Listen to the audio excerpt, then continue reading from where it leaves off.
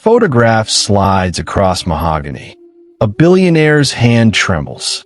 The girl on that shelter cot has his daughter's eyes. 18 years of trust. $2 million sent. One granddaughter he believed was safe. But when Graham Holloway asked one question, a woman's face turned ghost white. Where is every penny I sent? What comes next will make you question everyone you've ever trusted. Drop a comment. Where are you watching from? Because if you skip this, you'll never know how a family member can steal an entire childhood while smiling at dinner tables. Stay.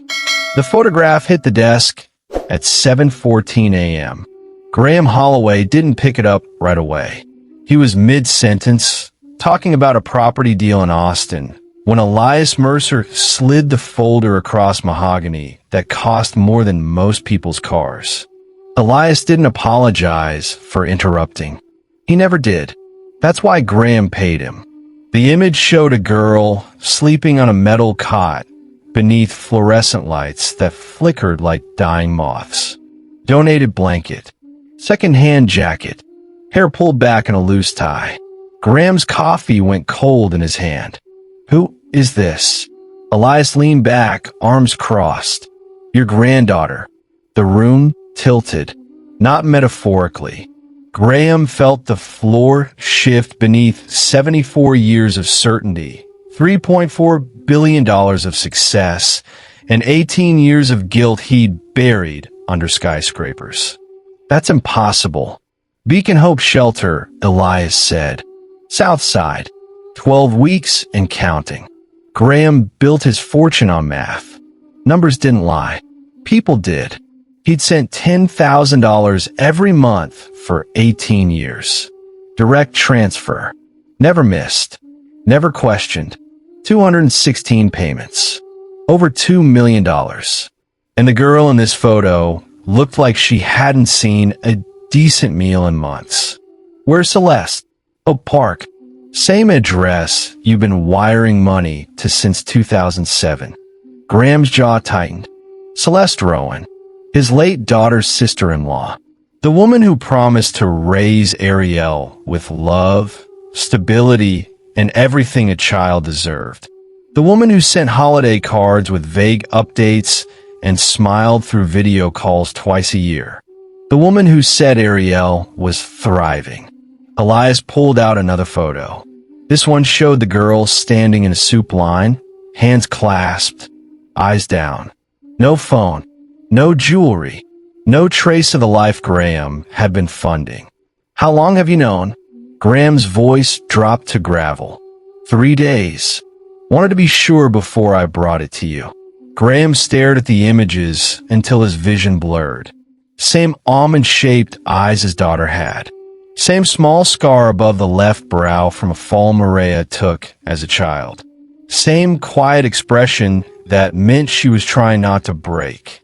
He hadn't seen Ariel since she was 6 months old. Hadn't held her. Hadn't heard her voice. He told himself it was because Celeste needed space to bond with the baby. That his presence would complicate things. That money was the best gift he could give. Now he understood what that choice had cost. Does she know about me? Elias hesitated. That pause said everything. She thinks you abandoned her. The words landed like a verdict. Graham had survived hostile takeovers, market crashes, and the death of everyone he'd ever loved. But this was different. Because somewhere in Chicago, his granddaughter was washing dishes in a shelter kitchen while $2 million sat in an account she'd never touched. And the woman he trusted had an explanation he wasn't going to believe. Set up a meeting, Graham said. I want to see her. Sir, she doesn't know you're coming. Might be better to. Now, Elias. The investigator nodded once and left.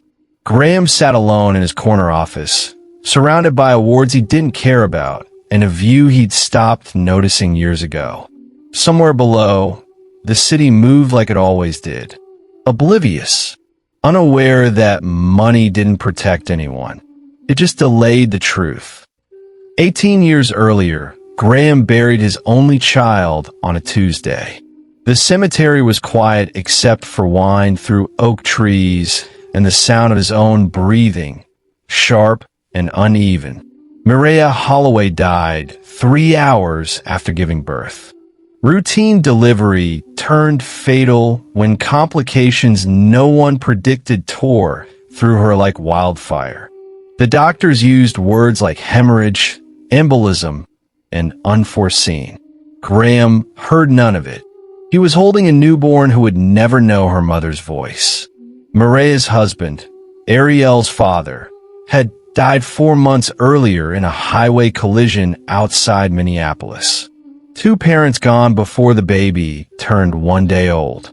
Graham was 76 then, a widower who'd spent decades building empires while his family crumbled in the margins.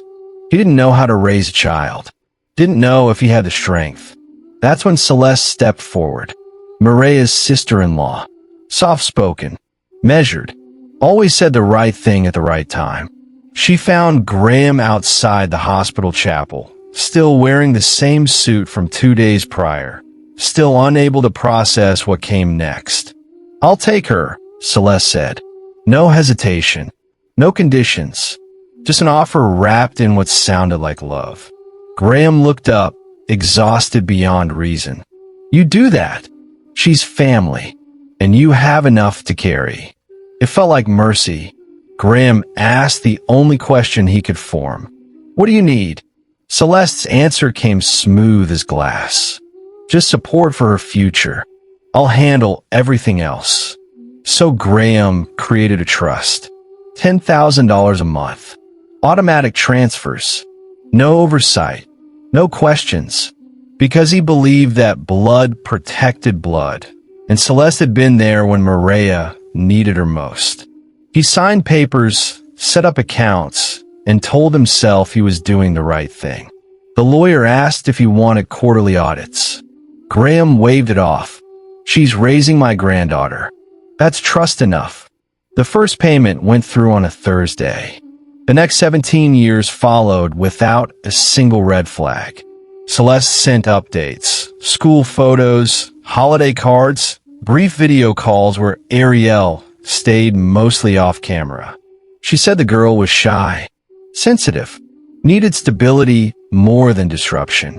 Graham accepted it.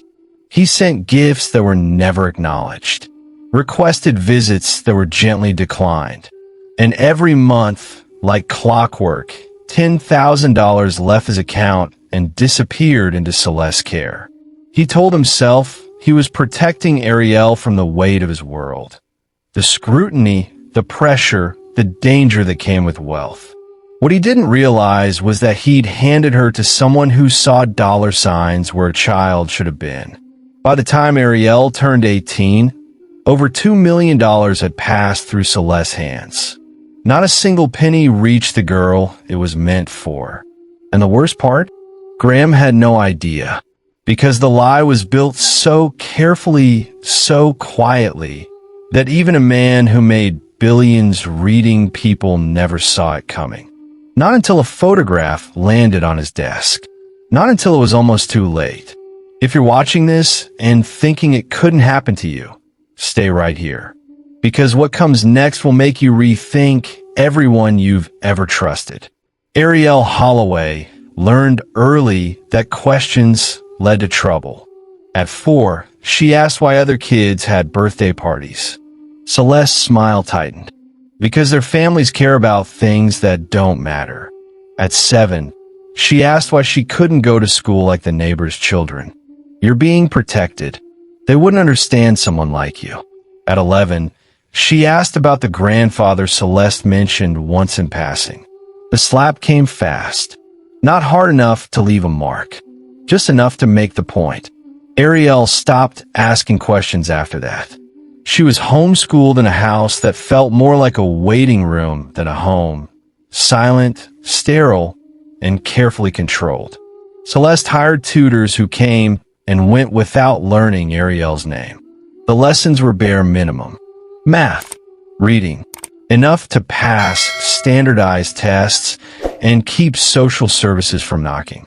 But there were no field trips, no friends, no sleepovers or school dances or moments that build a childhood into something worth remembering. Ariel spent most of her time in a small room on the second floor. One window, one bed, books from the library that she had to return within 2 weeks because Celeste refused to pay late fees. She wore clothes from donation bins, ate meals that were more function than care, pasta, rice, whatever stretched the farthest. Meanwhile, Celeste wore tailored suits and drove a car that purred like a predator.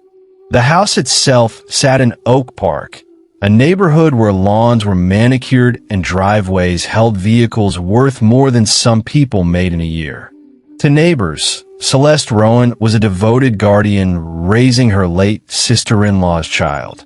Generous, selfless, respectable. They saw her at charity events, smiling beside other wealthy women who talked about giving back. What they didn't see was Ariel, scrubbing floors on her knees, or being reminded that she was lucky to have a roof. "You cost money," Celeste would say, voice flat. "Don't forget that." Ariel never did. By 15, she understood she was a burden. By 17, she stopped hoping things would change. And when she turned 18, Celeste handed her a backpack, a bus pass, and an envelope with $200 inside. "You're an adult now," Celeste said. "Time to stand on your own." No explanation, no apology, just a door closing behind her and the sound of locks sliding into place. Ariel stood on the porch, staring at the house she'd lived in for 18 years, and realized she'd never really lived there at all. She had no bank account, no credit card, no birth certificate or social security card. Celeste said those were kept safe, but Ariel had never seen them. 3 weeks later, she was sleeping in a library bathroom. 2 weeks after that, a shelter.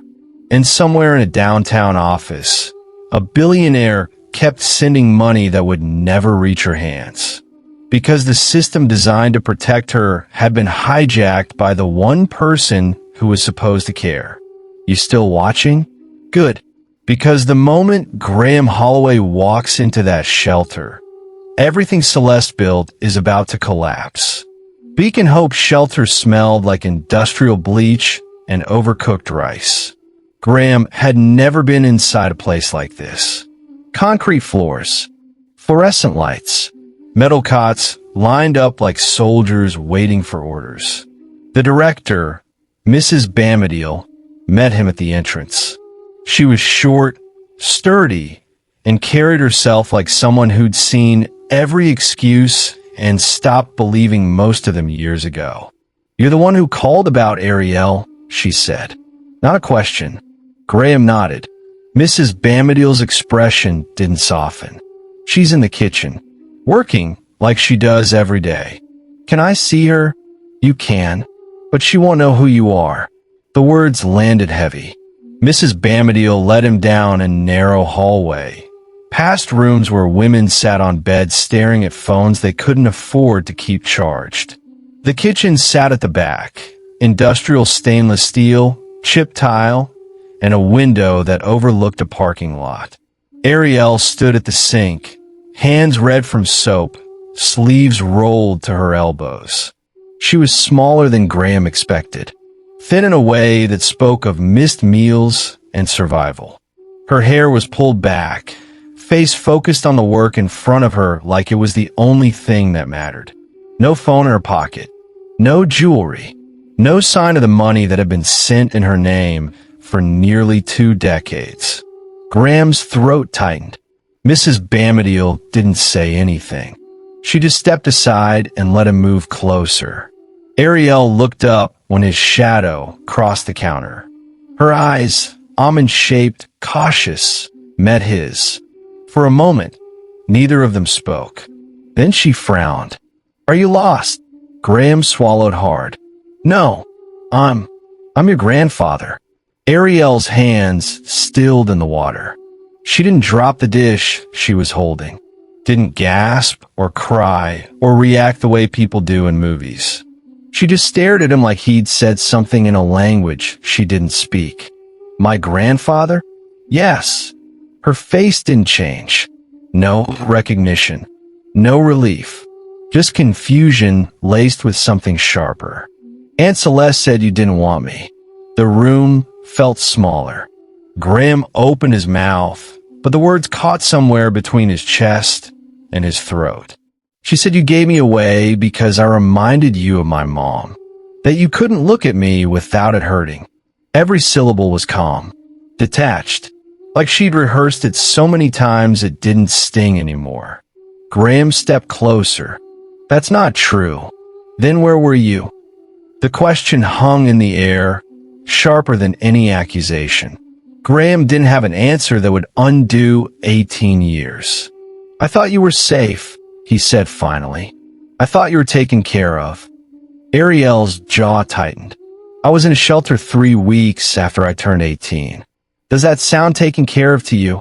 Mrs. Bamadiel shifted behind them, but didn't interrupt.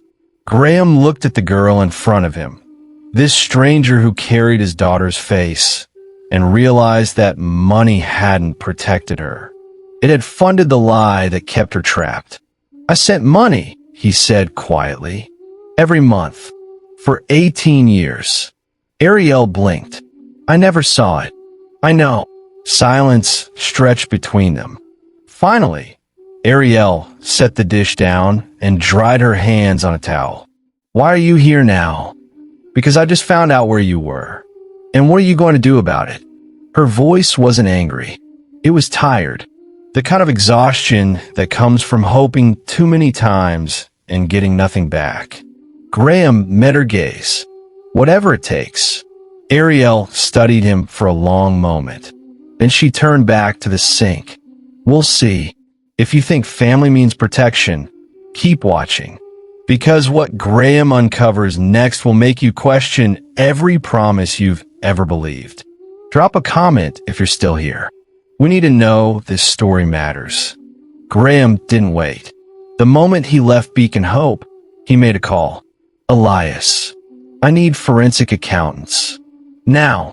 Already on it, the investigator replied. You're going to want to sit down for this.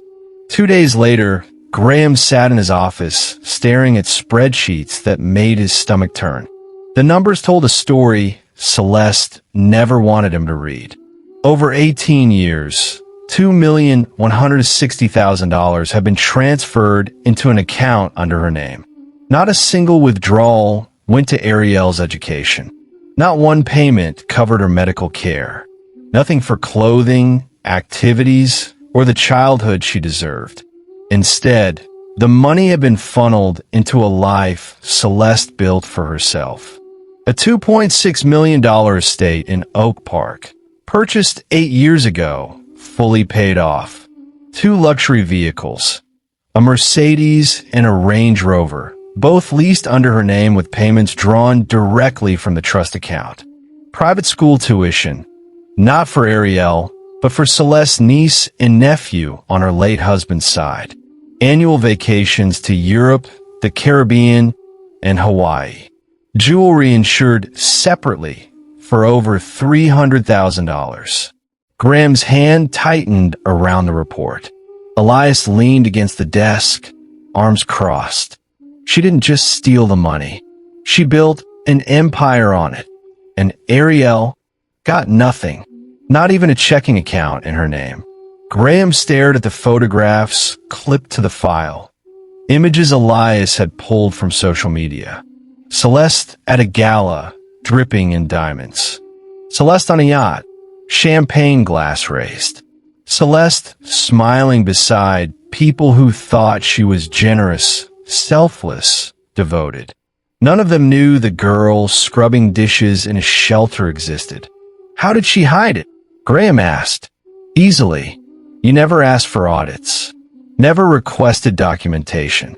She filed fake expense reports twice a year, just enough to look legitimate if anyone checked. And no one did. No one did.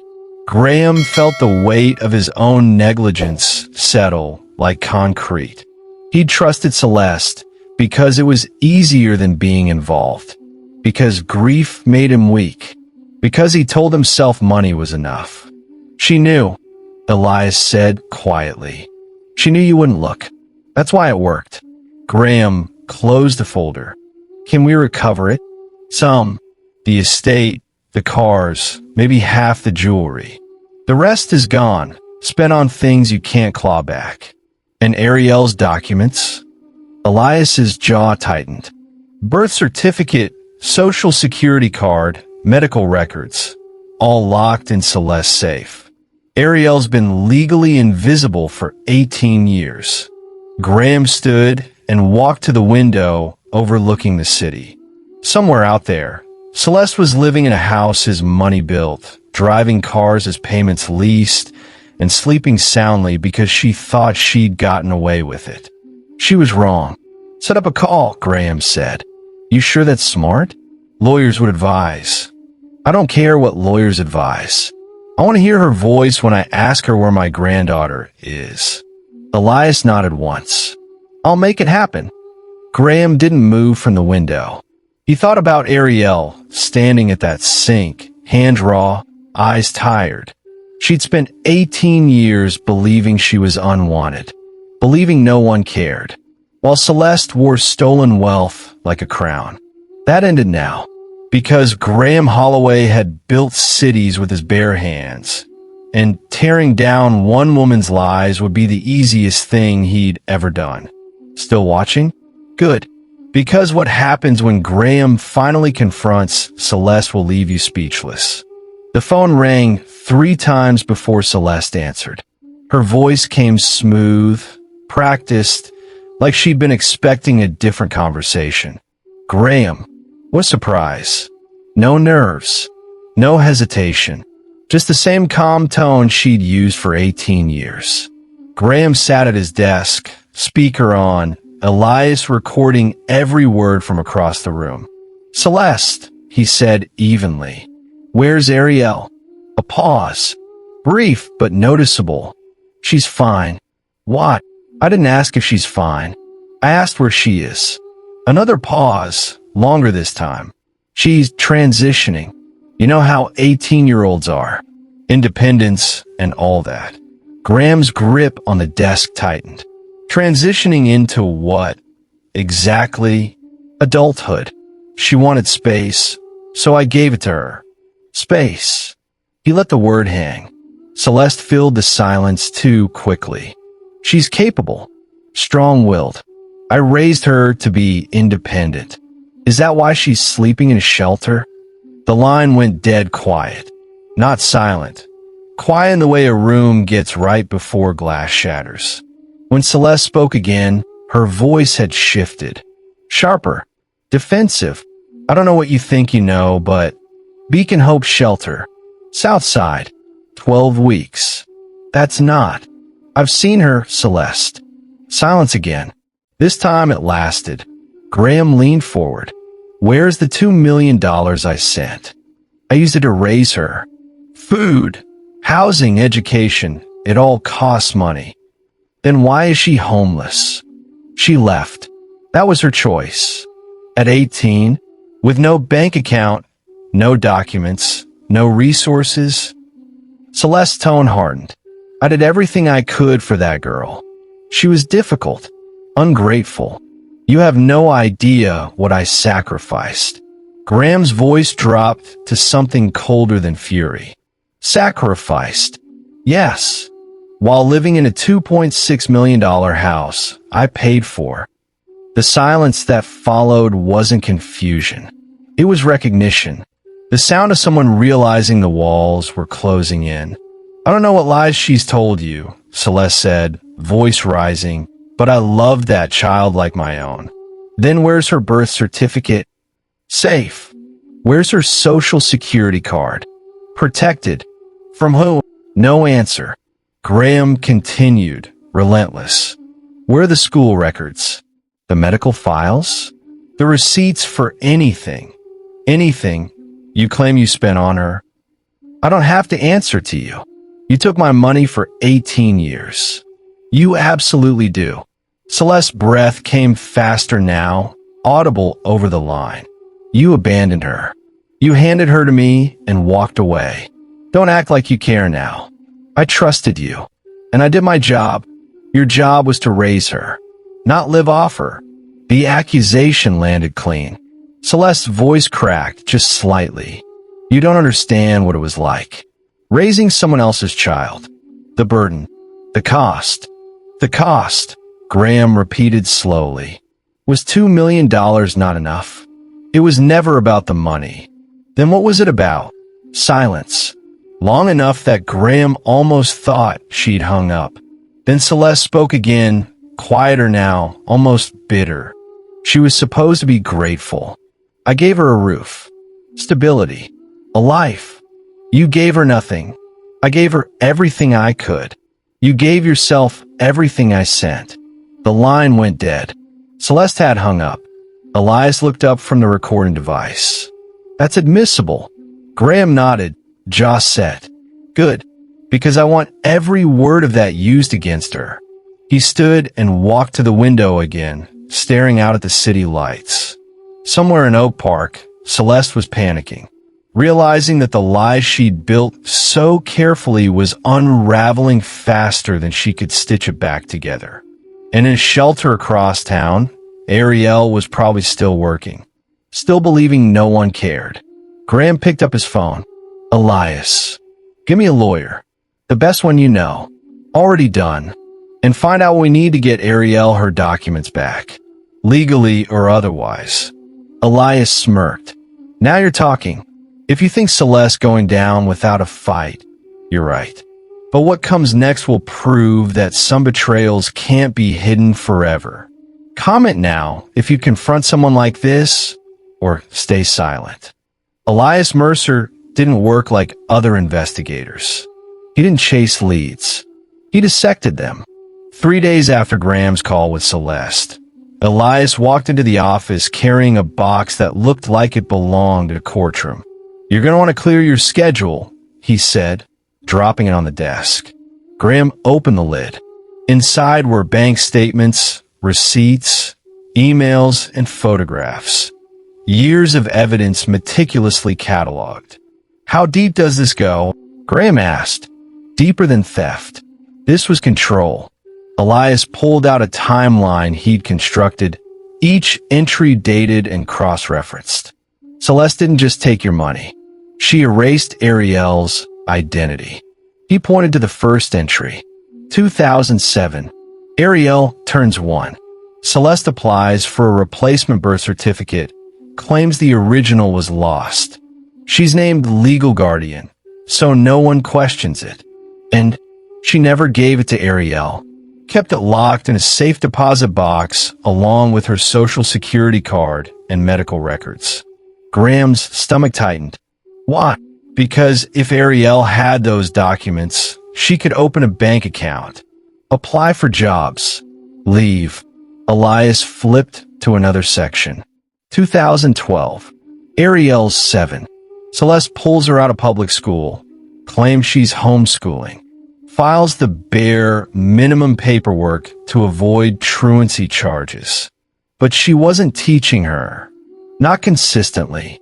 Hired cheap tutors off Craigslist who came and went. Ariel passed state tests by the skin of her teeth, just enough to keep social services off Celeste's back. Elias pulled out another file. 2016. Celeste tells you Ariel's thriving. Meanwhile, neighbors report seeing the girl outside washing cars, mowing lawns, doing chores that looked more like labor than childhood. Graham stared at the photos, grainy surveillance shots from a neighbor's doorbell camera. Ariel at 12, dragging trash bins. Ariel at 14, scrubbing the driveway in winter. Why didn't anyone report it? Because Celeste was smart. She never left visible bruises, never screamed in public. To the outside world, she was the devoted aunt raising an orphan. Elias pulled out a printed email chain. 2019. You sent a gift for Ariel's birthday. A laptop. Graham remembered. She never acknowledged it. Because Celeste sold it. posted it on Facebook Marketplace 3 days later for $800. Graham's hand curled into a fist. Elias didn't stop. Every gift you sent, sold, or returned. Every attempt you made to connect, blocked. Celeste told Ariel you didn't care, and she told you Ariel needed space. She isolated her completely. No friends, no phone, no internet access unless supervised. Ariel didn't even know what Instagram was until she got to the shelter. Graham stood and paced the room. What about the money? That's where it gets worse. Elias spread out a financial breakdown. 2 million sent. Roughly 1.4 million spent on Celeste's lifestyle. The rest? Offshore accounts under shell companies she created. She was hiding it, planning for the long game. If you ever audited her, she had fake invoices ready, tutoring services that didn't exist, medical bills that were never real. Elias pulled out the final piece. A handwritten letter, faded and folded. Found this in Celeste's trash during a sweep. It's from Ariel, written when she was 16. Graham unfolded it carefully. The handwriting was shaky, uncertain. Dear grandfather, I don't know if you'll ever read this. Aunt Celeste says you're too busy to care, but I wanted to try anyway. I don't need much, just to know if you think about me sometimes. If you do, maybe you could visit. Or write back. I promise I won't be trouble. Ariel. Graham's vision blurred. She never sent it, Elias said quietly. Celeste found it and threw it away. The room felt too small, too quiet. Graham set the letter down like it might shatter. Can we get her documents back? With a court order, yes. I've already got a lawyer filing emergency motions. And the money? Recoverable. Some of it. The estate, the cars, the jewelry. We'll freeze her accounts by end of week. Graham looked at Elias. What happens to Celeste? That depends on how hard you want to push. Graham didn't hesitate. I want her to lose everything. The way Ariel did. Elias nodded. Then we go to war. If you've ever been betrayed by someone you trusted, hit like and share this story. Because what comes next is justice, raw and unforgiving. The gates to Celeste's estate opened slowly, like they were reluctant to let the truth inside. Graham's car rolled up the curved driveway, past manicured hedges and fountain sculptures that cost more than most families made in a year. Ariel sat in the passenger seat, silent. She'd agreed to come, but barely. You don't have to do this, Graham said. Yes, I do. Her voice was steady, but her hands were clenched in her lap. The house loomed ahead, $2.6 million of stolen security, wrapped in brick and glass. Ariel stared at it, like she was seeing a ghost. I used to think she lived in a normal house, she said quietly. She never let me see the front. Always made me use the back entrance. Graham's jaw tightened. They parked. Elias was already waiting by the door, arms crossed, expression unreadable. She knows you're coming, he said. Tried to leave 20 minutes ago. I convinced her to stay. Convinced. Firmly. Graham nodded and turned to Ariel. You ready? She didn't answer right away. Then she stepped out of the car. The front door opened before they reached it. Celeste stood in the entryway, dressed in cream linen, hairstyled, makeup perfect. She looked like someone preparing for brunch, not a reckoning. Her eyes landed on Ariel first. You brought her here, not my niece, not Ariel, just her.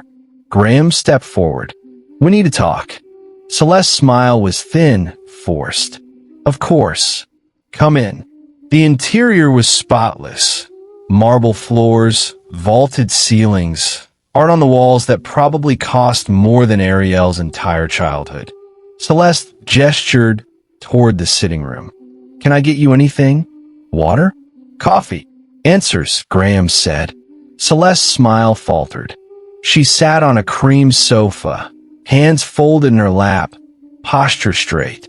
Ariel stayed standing near the doorway, arms crossed, eyes scanning the room like she was cataloging every stolen dollar.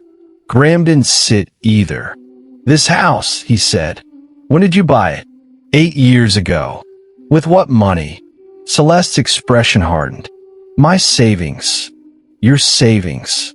"Yes." Graham pulled out a document from his coat, bank statements highlighted in yellow. "Your savings that came from the trust one set up for Ariel." Celeste didn't flinch. "I used some of the funds, yes. For her benefit." "For her benefit." Graham's voice was ice. "She was homeless 3 weeks after turning 18. What part of that sounds like benefit?" Celeste's gaze shifted to Ariel. "She left. That was her choice. You gave her $200 and a bus pass. I gave her independence." Ariel spoke for the first time, voice low and sharp. "You gave me nothing." Celeste stood, suddenly defensive. "I raised you, fed you, kept a roof over your head for 18 years. Do you have any idea how expensive that was?" "Then where are the receipts?" Graham asked. Celeste's mouth opened, then closed. "I don't keep every receipt from 18 years ago. Convenient." Celeste's eyes flashed. "You handed her to me and disappeared. You don't get to walk in here now and judge how I managed. I sent $2 million, and I used it to raise her. You used it to buy this house, and that car outside, and those trips to Europe." Celeste's face flushed. "I deserve something for my sacrifice." "Your sacrifice," Ariel repeated, voice shaking now. "You told me I was expensive, that I should be grateful, that I was lucky you didn't throw me out sooner." "I never said that." "Yes, you did." The room went silent. Celeste turned to Graham, voice rising. "She's lying.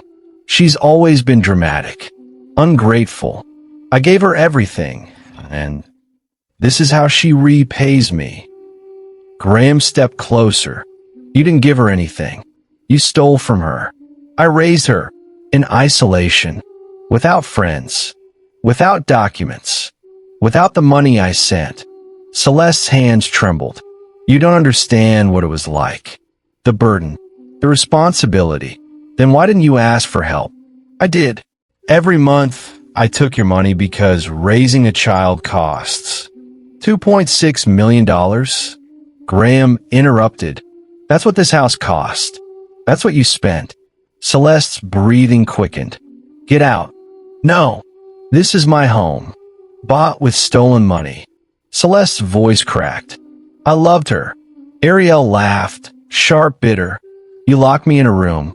You sold my birthday gifts. You told me my grandfather didn't want me. He didn't. He handed you to me and never looked back." The accusation landed hard. Graham didn't deny it. "You're right. I trusted you. And that was my mistake." Celeste stared at him, eyes wide, realizing the ground was collapsing beneath her. "What are you going to do?" she whispered. Graham didn't answer. He turned to Ariel. "Let's go." They walked out, leaving Celeste standing alone in a house built on lies. Outside, Ariel stopped on the driveway and looked back. "She's not going to get away with this, is she?" Graham met her eyes.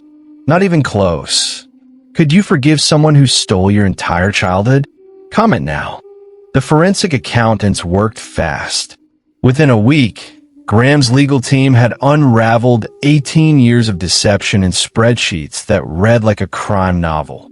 They met in a conference room downtown, walls lined with whiteboards covered in numbers, dates, and highlighted discrepancies. The lead accountant, a woman named Keisha Okonkwo, didn't waste time on pleasantries. "She's good," Keisha said, flipping open a binder. "But not good enough." Graham leaned forward. "Walk me through it." Keisha pulled up a projection on the screen. $2,160,000 transferred over 18 years. "That's confirmed." She clicked to the next slide. Here's where it went. A chart appeared, color-coded, itemized, devastating. 43% went to real estate. The Oak Park house, purchased outright in 2016 for $2.6 million. She used trust fund for the down payment, then refinanced twice to pull out equity. For what? Renovations. A pool. A home theater. All cosmetic, all unnecessary. Graham's fists clenched. Keisha continued. 22% went to vehicles. Leased luxury cars with payments drawn directly from the trust account. She traded them in every 3 years. And Ariel never owned a car. Never even had a learner's permit. Keisha clicked again. 15% went to travel. Europe, Caribbean, Hawaii. First-class flights, 5-star hotels. We found receipts for spa treatments, private tours, jewelry purchases. She took vacations with Ariel's money, while Ariel ate donated food. The room felt heavier with every slide. 10% went to private schools, but not for Ariel. For her late husband's niece and nephew. Tuition, uniforms, activity fees. All charged to the trust. Graham closed his eyes. What about the rest? Keisha's expression darkened. That's where it gets worse. She pulled up a new document. Offshore accounts, shell companies, false invoices.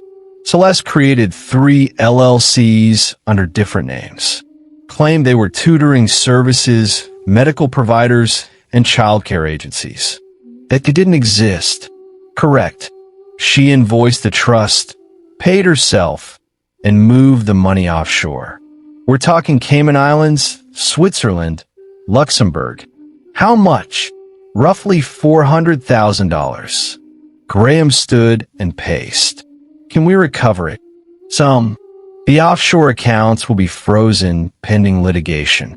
The house and cars can be seized. The jewelry's insured separately, so we'll go after that too. And what's left for Ariel? Keisha hesitated. After legal fees, restitution, and asset recovery, maybe $800,000. Less than half of what she was owed. The number hung in the air like a verdict. Graham turned to the window. She stole a childhood and left pocket change. Keisha closed the binder. There's one more thing. She pulled out a folder marked confidential. We found forged documents, fake expense reports, falsified medical records, fabricated invoices. Celeste didn't just steal. She built a paper trail to cover it. How long? From the beginning. Every year, she filed reports claiming expenses that never happened. Tutors who didn't exist. Doctors who never saw Ariel. Even a therapist she supposedly hired. For what? Behavioral issues. She claimed Ariel was difficult, needed professional help. Use it to justify keeping her isolated. Graham's voice dropped to a growl. She weaponized lies. And she almost got away with it. Keisha handed him the folder. This is everything we need for a criminal case. Embezzlement, fraud, identity theft. The DA's already interested. Graham took the folder, gripped tight. How long until we can move? Days. Maybe a week. Make it days. Keisha nodded. One more thing. Celeste's been moving money. Small transfers, different accounts. She knows we're coming. Can you stop it? Already did. Filed an emergency injunction this morning. Everything's frozen. Graham allowed himself a thin smile. Good. He left the conference room and called Ariel. She answered on the second ring. Is it over?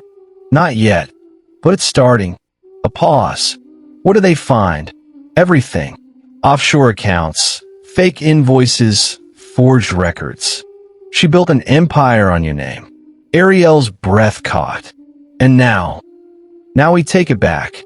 If you've ever wondered how someone could steal so much for so long, this is how. And it's not over yet. Ariel moved into Graham's penthouse on a Tuesday. She stood in the doorway holding a single backpack, eyes wide, overwhelmed. The space was massive, floor-to-ceiling windows overlooking the city, furniture that looked like it belonged in a museum, silence that felt expensive. "This is where you live?" she asked. "This is where we live now," Graham corrected. Ariel didn't move. "I don't know if I belong here." "You do." She set her backpack down carefully, like the floor might break. Graham showed her to a guest room he'd spent the last 3 days preparing. New bedding, books on the shelf, a desk by the window. "It's yours," he said. "Change anything you want." Ariel walked in slowly, fingers trailing over the comforter. "I've never had my own room before." The words landed quiet but heavy. Graham swallowed hard. "You do now." She sat on the edge of the bed, hands folded, shoulders tense. "Why did you wait so long?" The question Graham had been dreading. He sat in the chair across from her. "Because I was a coward." Ariel looked up, surprised. "I told myself you were safe. That money was enough.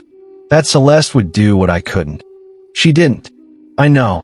Silence stretched between them. "I should have checked," Graham said quietly. "Should have visited. Should have made sure you were okay." "Why didn't you?" "Because seeing you would have meant facing what I lost. Your mother. Your father. The life we should have had."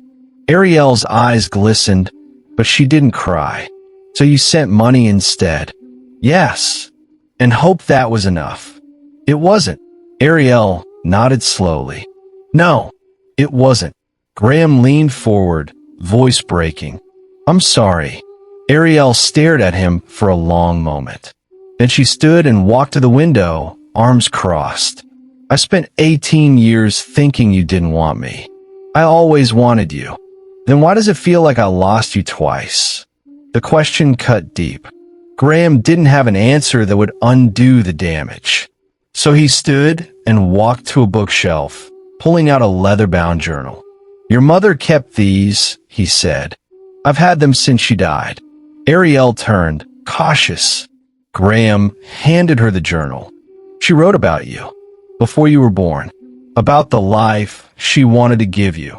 Ariel opened it carefully, fingers trembling. The first page was dated months before her birth. "I don't know if I'm ready to be a mother, but I know I want to try."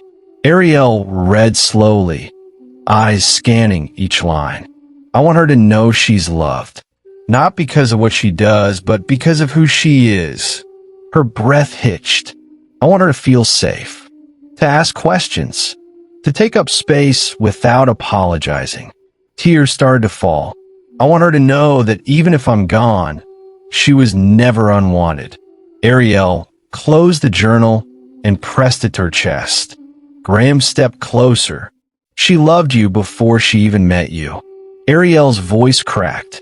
"Did you? Every single day." She looked up at him, tears streaming now. "Then why didn't you come for me?" "Because I didn't know. And by the time I did, I thought it was too late." "It's not too late." Graham's throat tightened. "No." Ariel shook her head. "But it's going to take time." "I have time." She wiped her eyes and set the journal on the desk. "I want to read the rest." "They're all yours."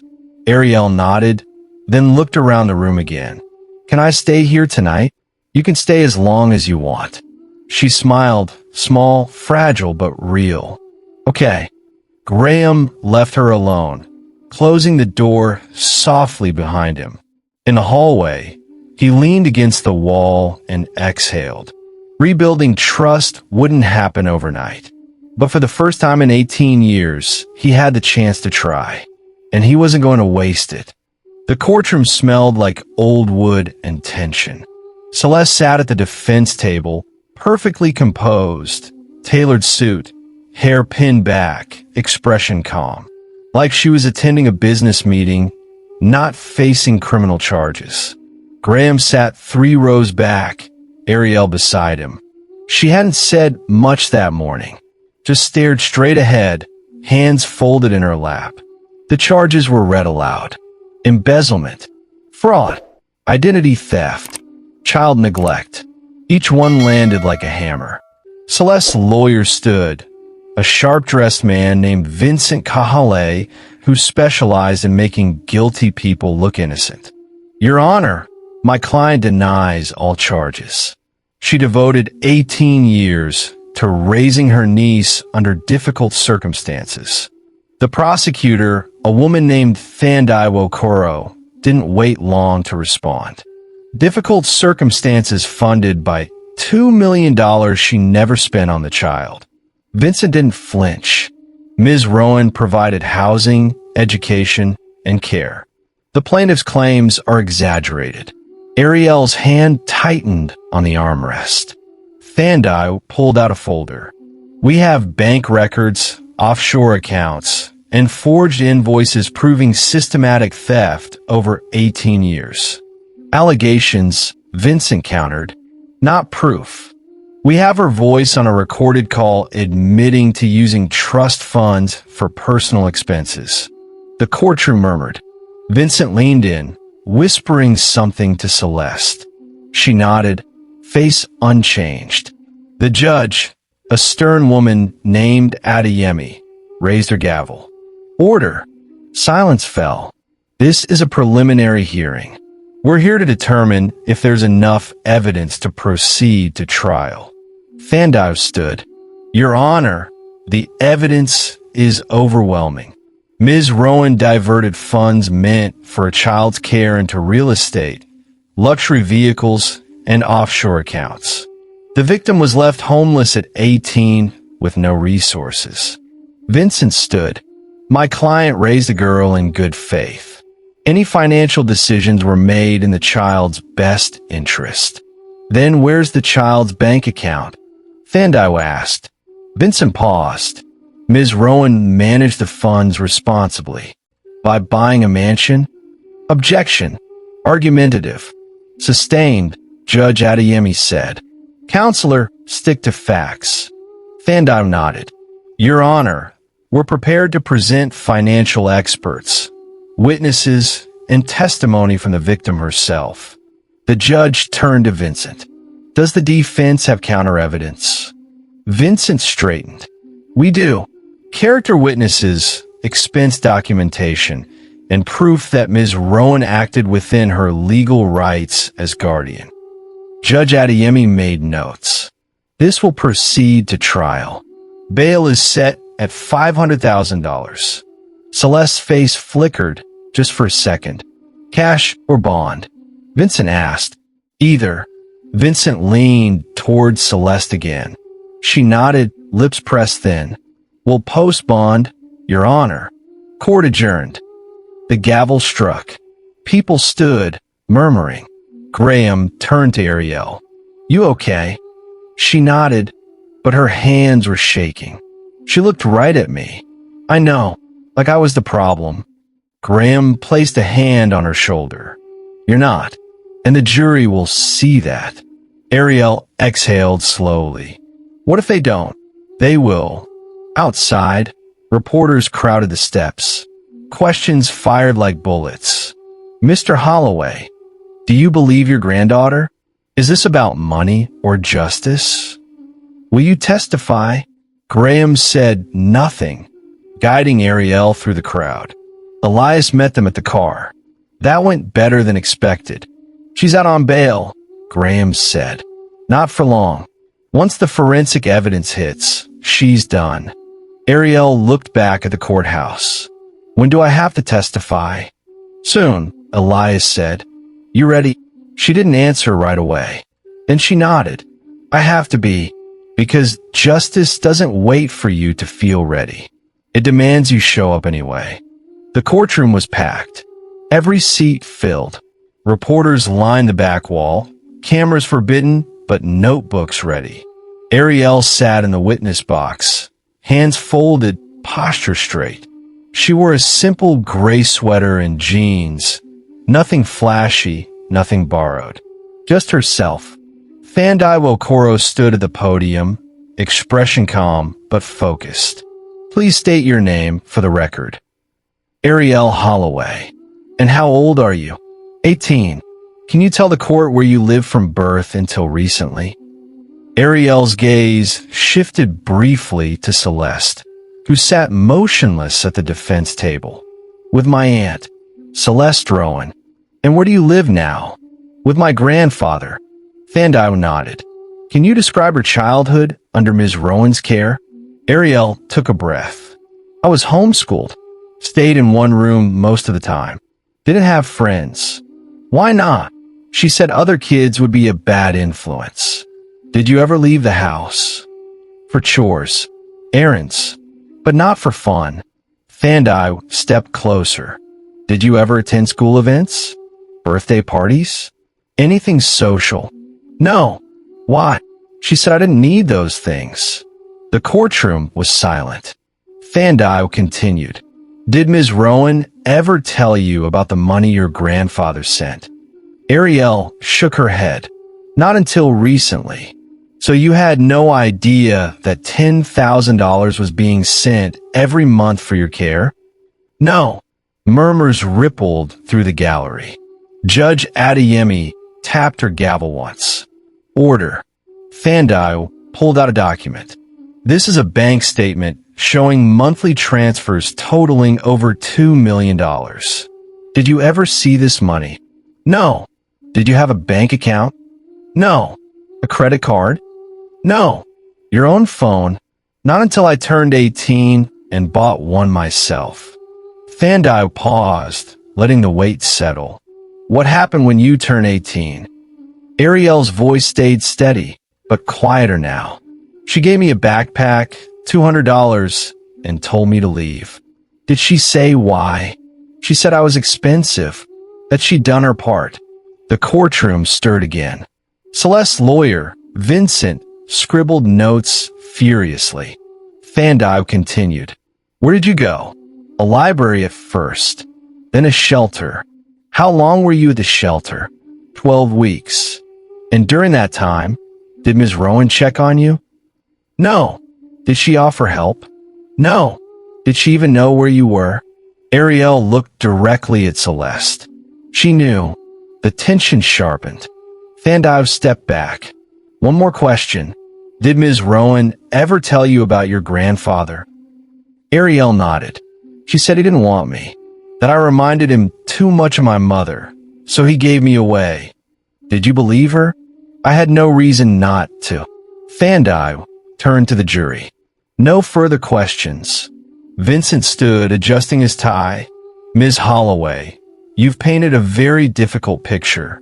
But isn't it true that Ms. Rowan provided you with housing for 18 years? Yes. And food? Yes.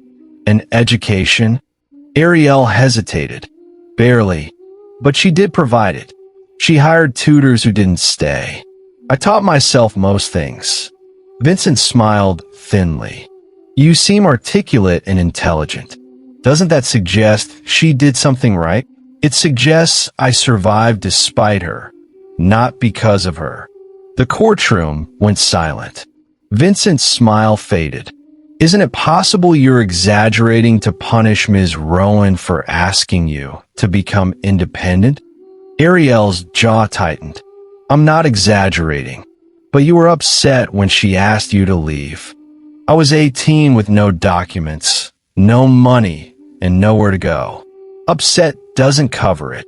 Vincent flipped through notes. Ms. Holloway, did Ms. Rowan ever physically harm you? No. Verbally abuse you? Ariel paused.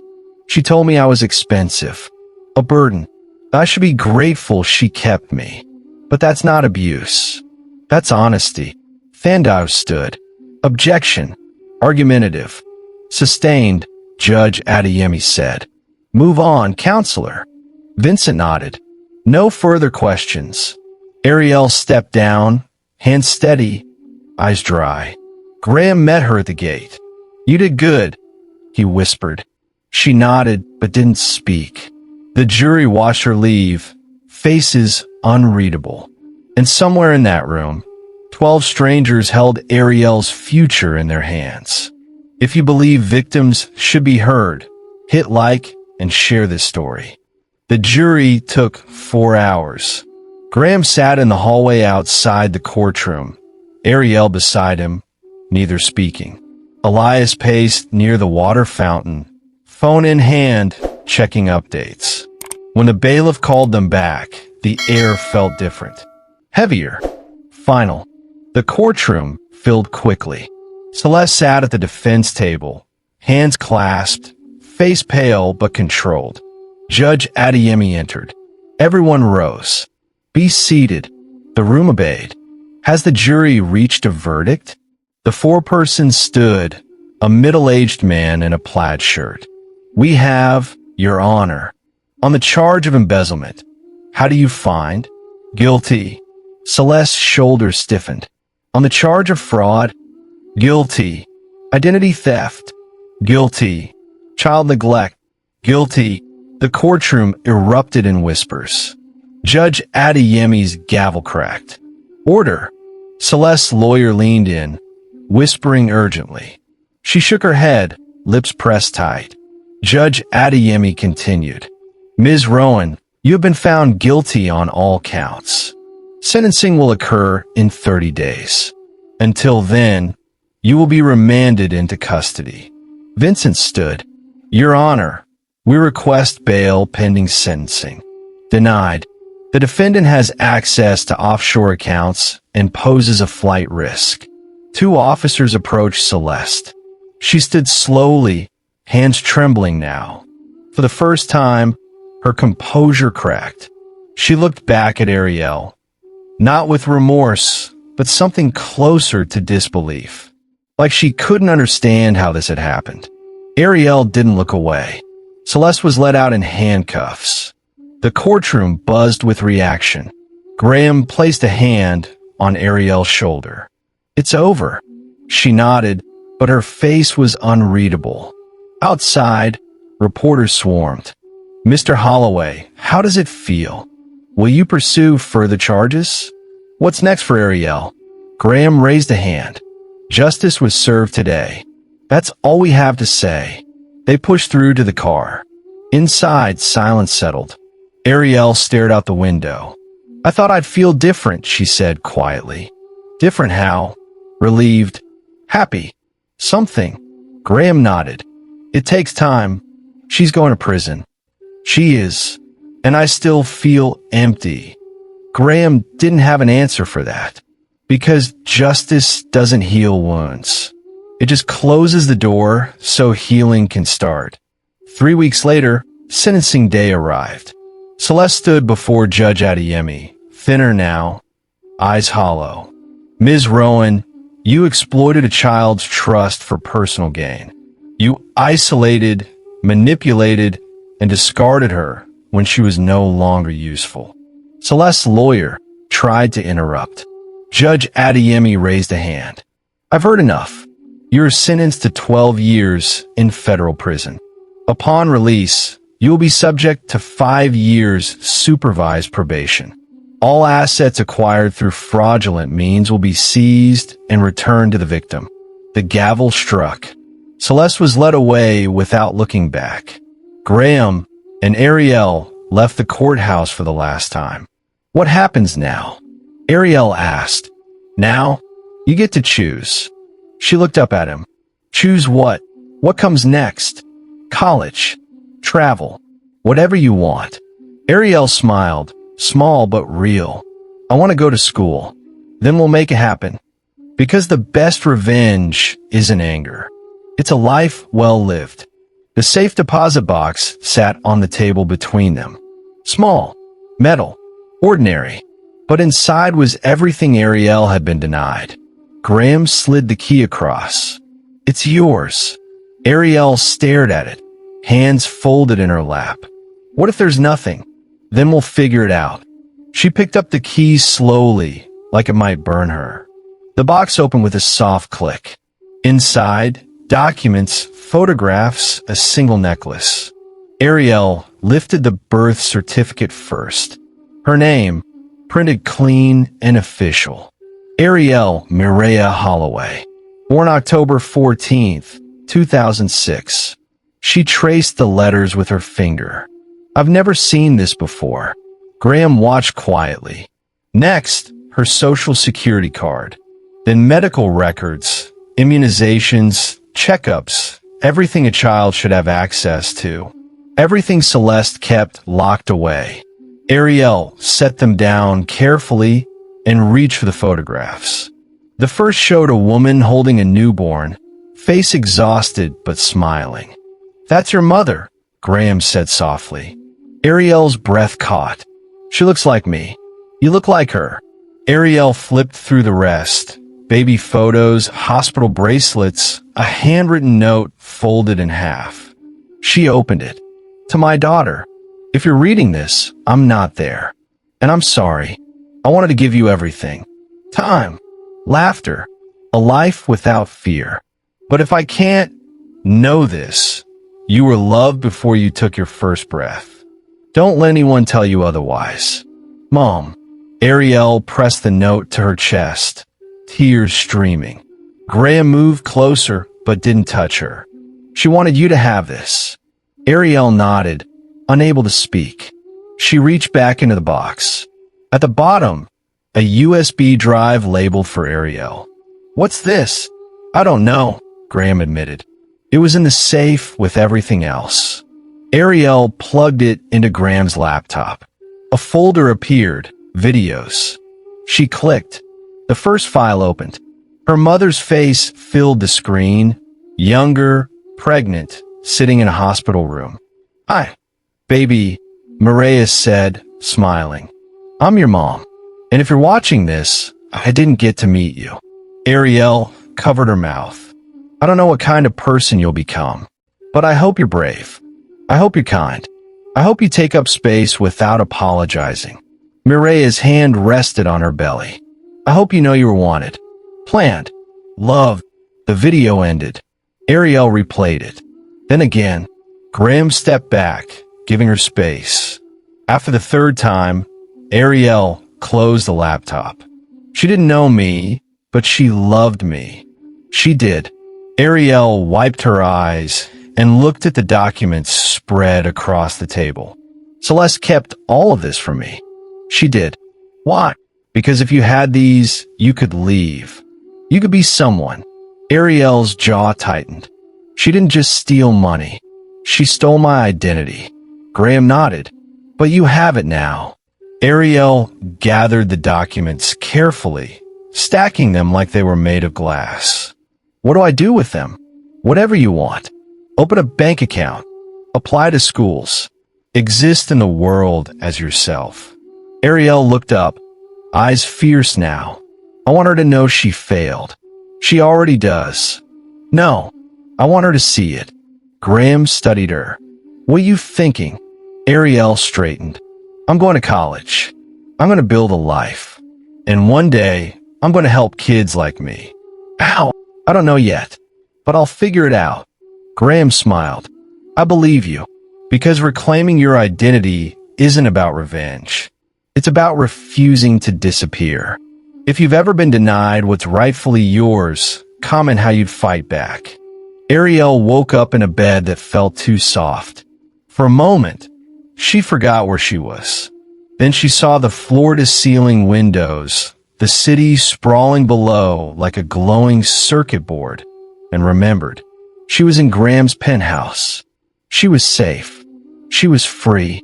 But freedom felt strange when you'd spent 18 years in a cage. She got up slowly, feet sinking in a carpet that probably cost more than everything she'd owned in her life. The bathroom had heated floors. The shower had 6 different settings. She stood under the water for 20 minutes, trying to convince herself this wasn't temporary, that someone wouldn't walk in and tell her it was all a mistake. Breakfast was waiting when she emerged. Fresh fruit, pastries, coffee that smelled expensive. Graham sat at the table reading the news on a tablet. "Morning," he said without looking up. "Morning." Ariel sat carefully, like the chair might object. "Sleep okay?" "Yeah, the bed's really nice." Graham glanced up. "You could say it's too much. I won't be offended." Ariel poured coffee, hands steady but cautious. "It's not too much. It's just different." "Different how?" She stirred cream in her cup, watching it swirl. I keep waiting for someone to tell me I don't belong here. Graham set the tablet down. You do belong here. Do I? He leaned forward. This is your home now.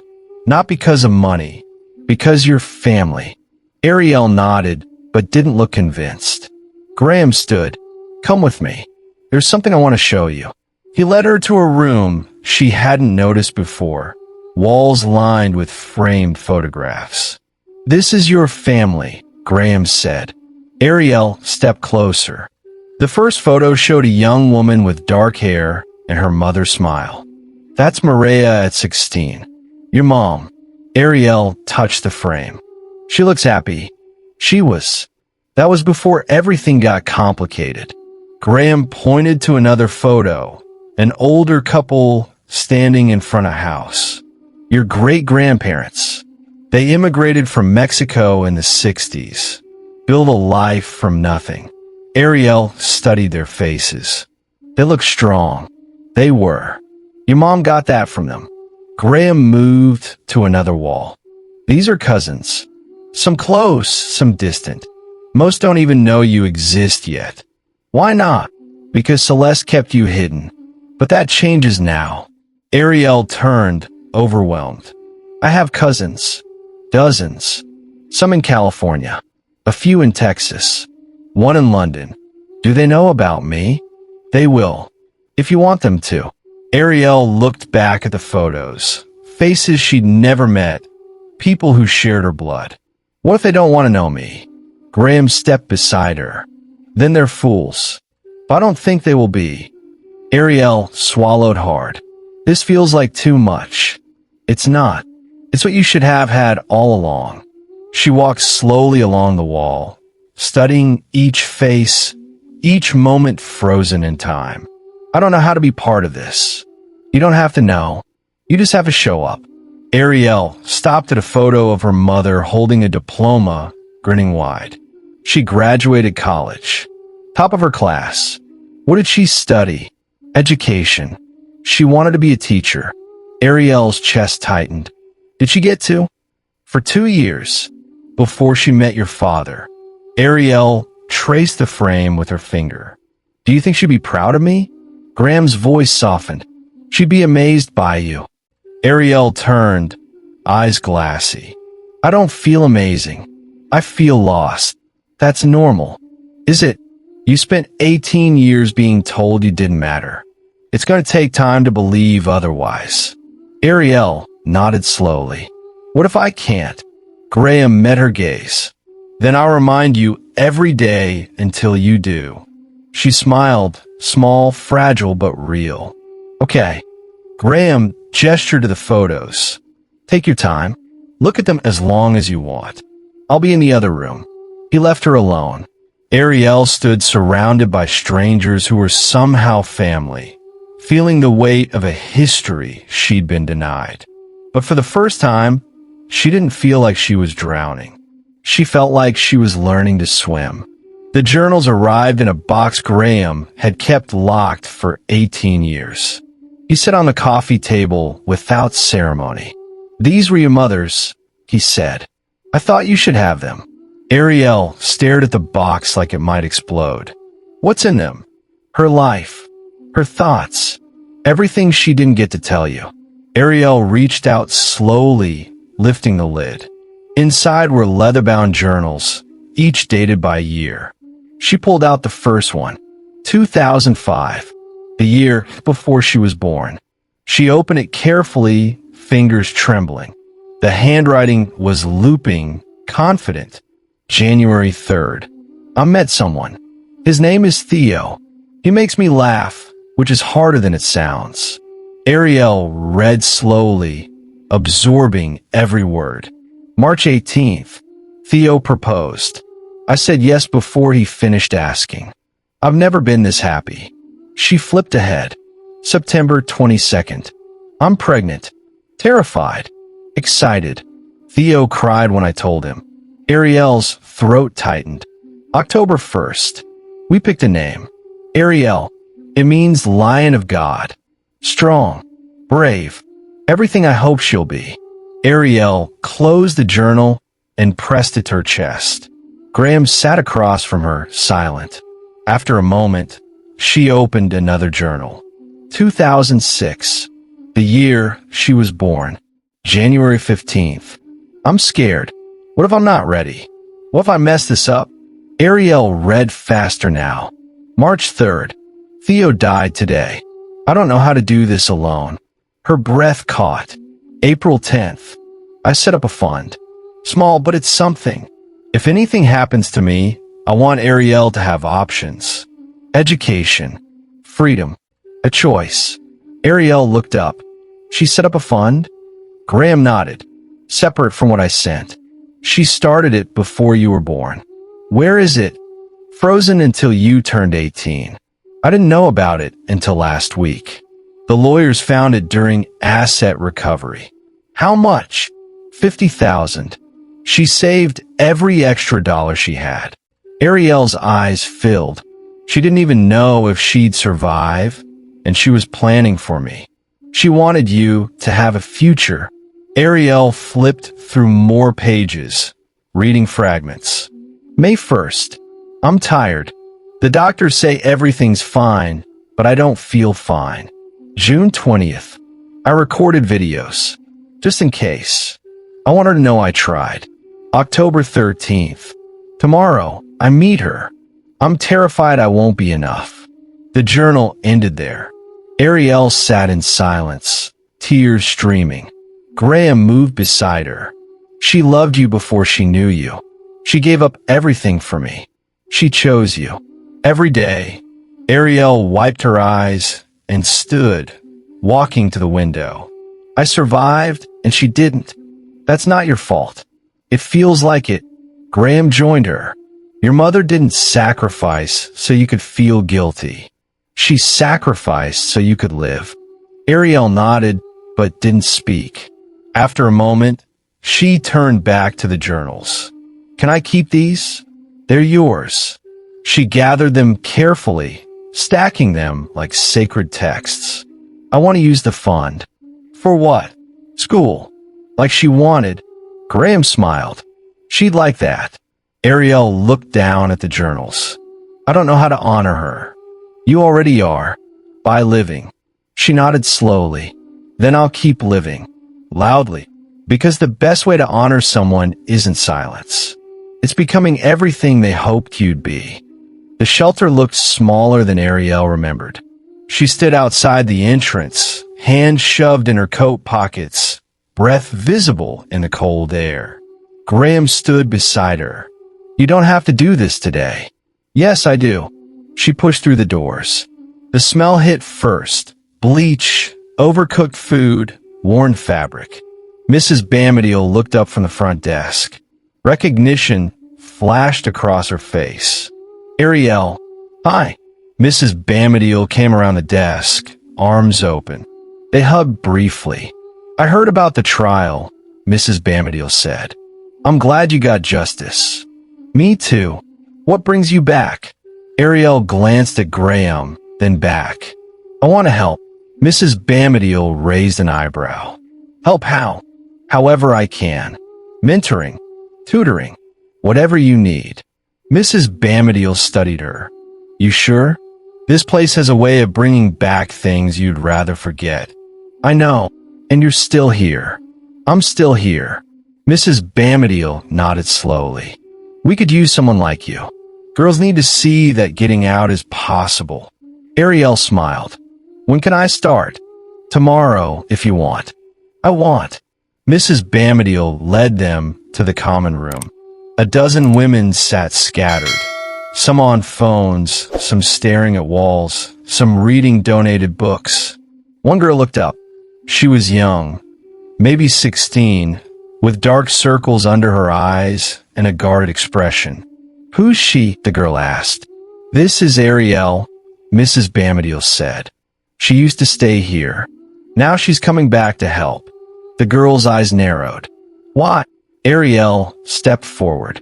Because I know what it's like, and I don't want anyone to feel like I did.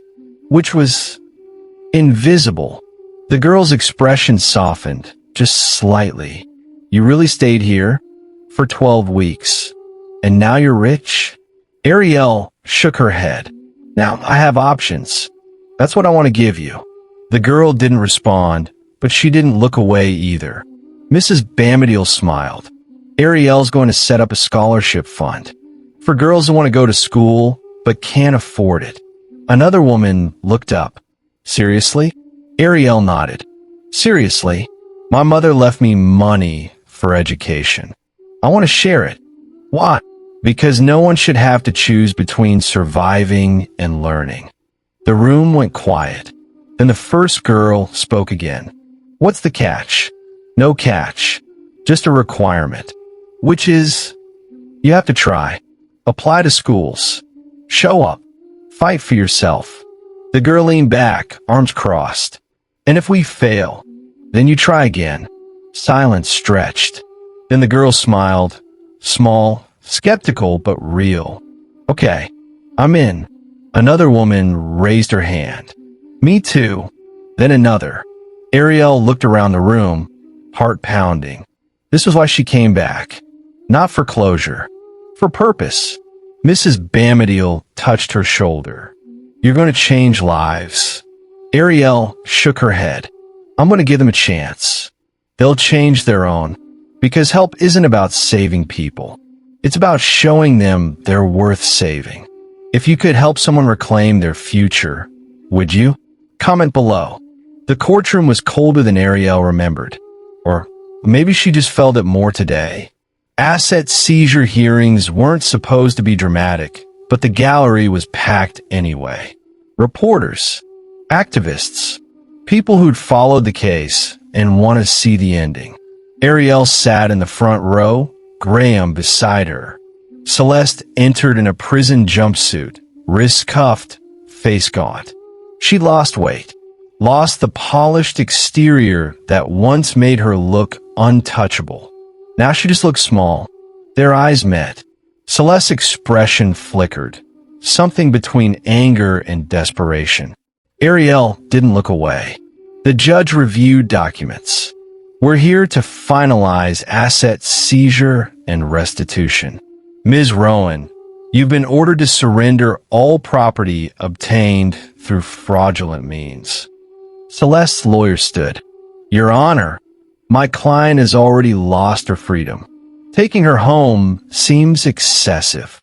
The home was purchased with stolen funds. The judge replied flatly. It belongs to the victim. Celeste leaned forward, voice breaking. I gave her 18 years.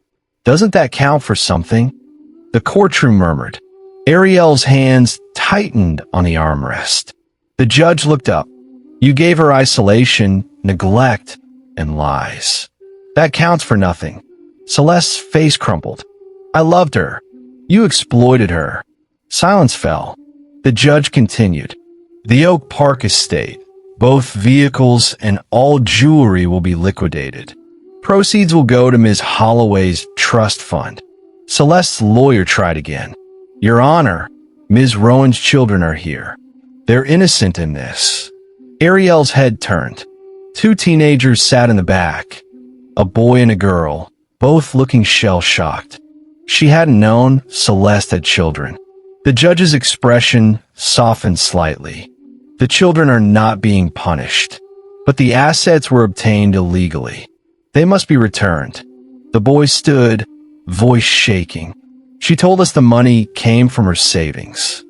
It didn't, the judge said gently. I'm sorry. The girl grabbed her brother's arm, pulling him back down. Celeste turned toward them. I did this for you, to give you a better life. The boy looked away. The girl didn't. You stole from a kid, Mom. That's not better. Celeste's face went pale. The judge struck the gavel. Asset seizure is finalized. Ms. Rowan, you have 30 days to appeal. Court dismissed. Officers moved to escort Celeste out. She stopped beside Ariel's row. You destroyed me. Ariel stood slowly. No, you destroyed yourself. I raised you. You used me. Celeste's voice dropped to a whisper. I needed that money. So did I. The officers pulled Celeste away. She didn't look back. Outside, the teenagers waited by the steps. The girl approached Ariel cautiously. "I'm sorry." Ariel studied her. "For what?" "For what she did. We didn't know." "I believe you." The boy stepped forward. "Are you really taking the house?" Ariel nodded. "The court is. Not me. Where are we supposed to go?" Ariel hesitated. Graham stepped in. "That's not her responsibility. But we'll make sure you're not on the street." The girl's eyes filled. "Thank you." They left quickly, heads down. Graham turned to Ariel. "You okay?" She nodded. "Yeah, I think I am. You didn't have to help them." "I know, but they didn't ask for this either." Graham smiled. "Your mother would be proud." Ariel looked back at the courthouse. "I'm not sure I forgive her." "You don't have to, but I don't hate her either." "That's enough." Ariel nodded. Because forgiveness isn't always the goal. Sometimes indifference is freedom. Ariel's acceptance letter arrived in March. She held it for 5 minutes before opening it. "Congratulations. You have been admitted to the University of Chicago School of Social Service Administration." Graham found her crying in the kitchen. "Bad news?" She shook her head, smiling. "Good news." She started classes in August. The campus felt enormous. Buildings that stretched toward the sky. Students rushing between lectures. A world she'd never imagined being part of. Her first day, she sat in the back. Old habit. The professor, a woman named Dr. Adichie, noticed immediately. "You, in the back. What's your name?" "Ariel." "Why are you hiding?" "I'm not hiding." "Then come sit up front." Ariel hesitated, then moved. Dr. Adichie smiled. "Better. Now pay attention. This class will change your life if you let it." She was right. Ariel absorbed everything. Theories of trauma, systems of oppression, methods of intervention. But the real education happened outside the classroom. She continued mentoring at Beacon Hope 3 times a week. One afternoon, a girl named Kendra pulled her aside. "Can I ask you something?" "Always." "How did you not give up?" Ariel thought carefully. "I did. A lot. But I kept starting over." Kendra nodded slowly. "My aunt keeps my documents too. Says she'll give them back when I'm ready." Ariel's stomach tightened. "How old are you?" 17. "Does she let you leave the house?" "Sometimes. For errands." Ariel's jaw set. "We need to talk to someone." She brought Kendra to Mrs. Bamadil. Together, they contacted social services. Within a week, Kendra had her documents. Within a month, she had her own caseworker. Ariel realized this wasn't rare. It was a pattern. She started asking questions at the shelter. How many girls had missing documents? How many were isolated? How many were told it was for their own good? The answers were disturbing. At least 8 girls at Beacon Hope alone. Ariel brought it to Dr. Adichie. "This is systemic," the professor said, "and you're in a position to do something about it." "Like what?" "Research, advocacy, policy change." Ariel nodded slowly. "I want to expand the scholarship fund." "To who?" "Anyone trapped like I was. Not just in Chicago. Everywhere." Dr. Adichie smiled. "Then let's build a proposal." They worked for months. Ariel presented to the university's social work department, then to local foundations, then to a national conference on child welfare. Her voice shook the first time. By the 10th, it didn't. She wasn't just telling her story. She was rewriting the ending for others. One afternoon, Graham called. "I saw your presentation online. And you're building something bigger than revenge." Ariel smiled. "I'm building something that lasts. Your mother would be proud." "I hope so. Because legacy isn't what you survive. It's what you build after." Graduation day arrived on a cloudless Saturday in May. Ariel stood backstage, cap and gown fitted perfectly, hands trembling slightly. Dr. Adichie found her. Nervous, terrified. Good. That means it matters. Ariel was giving the student address, chosen by faculty vote. She'd written the speech 17 times. The auditorium filled. Families, faculty, students who'd spent 4 years fighting for this moment. Graham sat in the third row. Beside him, empty seats reserved for people who weren't there. Ariel's mother, her father, but their absence didn't feel as heavy today. The dean called her name. Ariel walked to the podium. 2,000 faces stared back. She took a breath. I wasn't supposed to be here. Silence settled. 18 years ago, I was handed to someone who saw me as a paycheck. For 18 years, I was told I was expensive, a burden, lucky to have a roof. Murmurs rippled through the crowd. At 18, I was given $200 and told to disappear. 3 weeks later, I was sleeping in a shelter. She paused. I'm not sharing this for pity. I'm sharing it because someone here needs to know survival is possible. Her voice steadied. I spent 18 years invisible, but visibility isn't given. It's claimed. She looked directly at the audience. I was poor, not because we lacked money, but because someone decided I wasn't worth telling the truth. Graham's eyes glistened. Today, I graduate with honors. I built a scholarship fund that's helped 32 girls escape situations like mine. And next month, we're expanding nationwide. Applause started, small at first, then thunderous. Ariel raised a hand. But this isn't about me. It's about every kid who's been told they don't matter. Every person who's been erased by someone they trusted. She gripped the podium. If you're watching this and you're stuck, know this. Your story isn't over. The people who failed you don't get to write your ending. Tears streamed down faces in the crowd. You do. The applause erupted. Ariel stepped back, breathing hard. Afterward, Graham found her outside. Your mother would have lost her mind with pride. Ariel laughed, wiping her eyes. You think? I know. They stood together, watching graduates take photos with families. What's next? Graham asked. Law school, maybe, or policy work. I haven't decided. You will. Ariel nodded. I'm thinking about expanding the fund, making it national, maybe international. That'll take money. I know, but we have it now. Graham smiled. Then let's do it. Ariel looked at the sky. Blue, endless, full of possibility. I want to name it after her. The Maria Holloway Scholarship Fund. Graham's voice cracked. She'd love that. I hope wherever she is, she knows I didn't give up. She knows. Ariel turned to him. Thank you for coming back for me. I should have come sooner. You came when it mattered. Graham pulled her into a hug. I love you, kid. I love you too.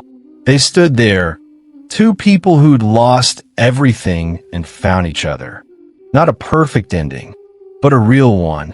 Because redemption isn't about erasing the past. It's about refusing to let it define the future. If Ariel's story moved you, share it. Someone out there needs to know they're not alone. But not really. Because stories like this don't end. They echo. In every kid who fights back. In every adult who finally asks for help. In every person who decides that survival isn't enough. They want to live. Ariel's legacy isn't the money. It's the proof that you can be buried alive and still dig your way out. That you can be told you're nothing and still become everything. That the people who tried to erase you don't get the final word. You do. So if this story made you feel something, anger, hope, recognition, don't just scroll past. Share it. Comment. Let someone know they're not invisible. Because the biggest lie Celeste told wasn't about the money. It was that Ariel didn't matter. And look how wrong she was. Hey there. Thank you so much for watching till the very end. We really appreciate your support. If you enjoyed this story, please don't forget to like the video, subscribe to the channel, and drop a comment below. We'd love to hear your thoughts. And guess what? The story doesn't end here. Click on the video right here on your screen to dive into another fascinating story. Trust me, you don't want to miss it. Once again, thanks for being a part of this amazing community. Until next time, stay curious and keep exploring stories that move you.